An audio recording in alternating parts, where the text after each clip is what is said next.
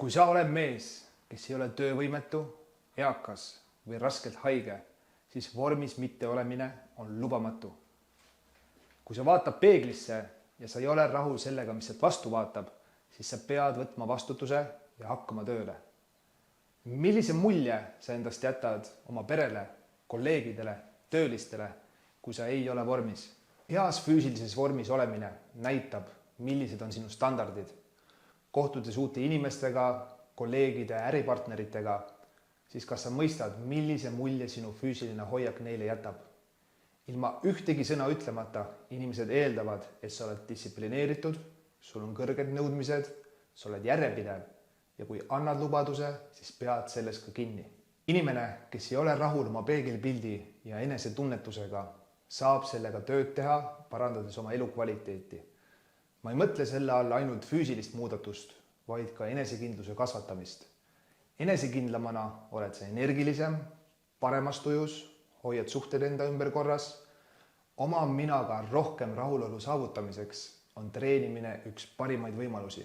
Nii et kui sa tõesti hoolid oma perest, kolleegidest, töötajatest ja tahad saada peatamatuks, siis peaksid töötama iga päev selle nimel, et olla tervislikum, treenitum ja seega parim versioon iseendast. Kõigil edukatel ettevõtetel ja ettevõtjatel on välja töötatud süsteemid, mis aitavad neil punktist A punkti B võimalikult kiiresti jõuda. Ja täpselt samamoodi on sul vaja süsteemi, mis aitab sul vormi saada ja hiljem vormis püsida. Esimeseks sammuks sellel teel on vastutuse võtmine ja kindla sihi määramine. Sa pead lõpetama minevikus ja vanade harjumustega elamise, sest iga päev ärkades ja samu vigu tehes ei saa loota, et su elu muutub paremaks. Ja ei tohi mõelda, et keegi teine teeb sinu eest töö ära. Samuti on valel loota, et tulevikus on sul rohkem aega ja tahtmist ennast muuta. Tõenäoline on hoopis see, et just sellel hetkel on sul mega palju tegemist, erinevad kohustused, lapsed, töö. Seega õige hetk on just nüüd ja praegu ja ma saan sind aidata. Kui me räägime sihist, visioonist, siis iga tippsportlane suudab ette kujutada võitu enne, kui see on juhtunud. Neil on kindel visioon oma teekonnas tippu. Nad näevad ennast võitjatena, kes hoolitsevad enda füüsilise ja vaimse tervise eest. Ja täpselt nii on igas teises eluvaldkonnas. Sa võiksid teada, mida sa oma elus tahad. Teiseks sammuks sa pead parandama oma elu väärtuseid. Kujutame ette, et sa oled mees 30-ndates. Esimest korda elus hakkad märkama kaalutõusu, liigesevalu, sinu testosteroonitase muutub järjest madalamaks ning energiatase kannatab. Vastassugupool ei näe sind enam nii atraktiivsena. See takistab sul nautida elu täiel rinnal. Nüüd, mis on need väärtused, mida sa pead arendama? Sa pead olema enesega rahul, olema heas vormis, kaasa aitab kindel hommikurutiin, tervislik toitumine, unerežiim ja sa ei tohiks aega veeta inimestega, kes pidurdavad seda teekonda. Kui sul puuduvad elementaarsed harjumused, siis on väga raske toime tulla. Ja kolmandaks pead hakkama koguma väikseid võite. Mida ma selle all mõtlen? Võidud, mida sa kogud iga tund, iga päev, iga nädal, iga kuu. Need väiksed võidud, milleks on näiteks õigel ajal ärkamine, klaasi vee joomine, hommikune jooks, meal preppimine. Just need väiksed võidud eristavad sind teistest ja kasvatavad enesekindlust. Peaksid teadma, et kui sa oled otsustanud, et võtad selle teekonna ette, siis sa ei tee seda ainult iseendale.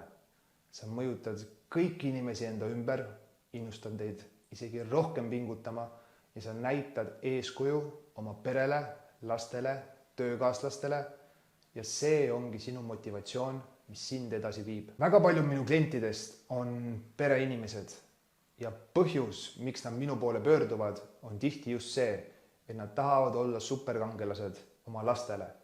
Nad tahavad pühendumusega näidata eeskuju ja nad mõistavad, miks need rutiinid, harjumused, väärtused seda saavutada aitavad. Ma usun, et meil kõigil on iidolid, eeskujud, vahet pole, mis eluvaldkonnas me räägime.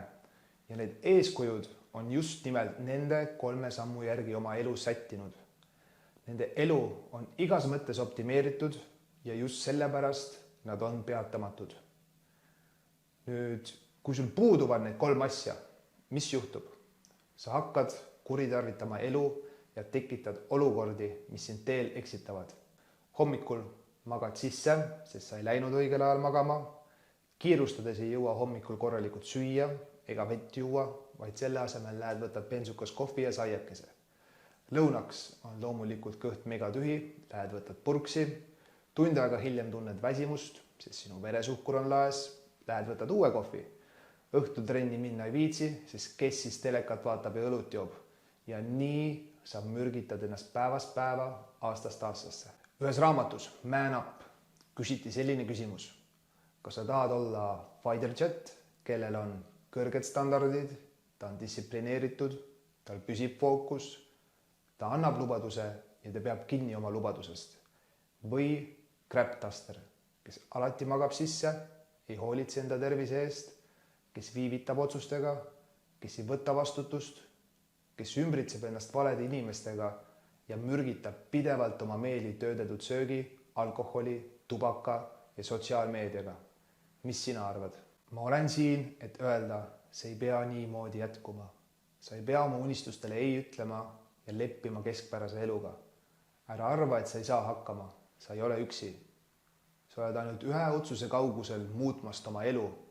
Nüüd kas sa võtad vastutuse ja oled fighter jet või crap duster? Ma eeldan, et kui sa selle video algusest lõpuni läbi vaatasid, siis sa oled just see inimene, kes tahab rohkem saavutada ja kes ei karda ennast proovile panna.